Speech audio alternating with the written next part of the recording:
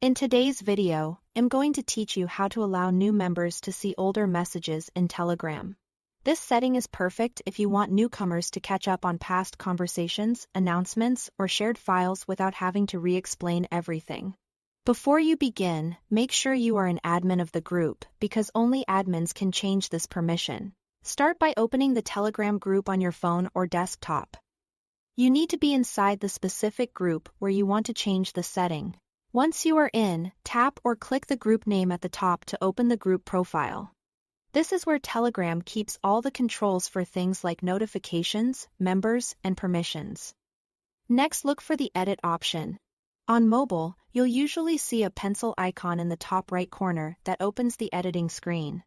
On desktop, you might see a Manage or Manage Group button in the group profile instead. Either Edit or Manage will take you to the same place. The settings that control how your group behaves. Inside these settings, find the option labeled Chat History for new members. This is the key control. It determines whether someone who joins your group can scroll back and read older messages, or only see messages from the time they join onward.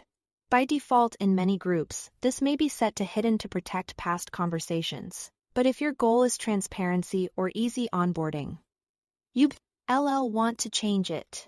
Select Chat History for new members. And change the setting from hidden to visible. Visible means that anyone who joins after this change will be able to scroll back and view the group's previous messages. Media and links. Keep in mind that this affects new members from this point forward. It's a great option for communities, classes, or teams that share important context over time.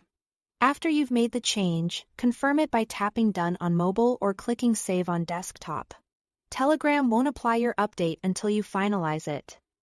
So don't skip this part.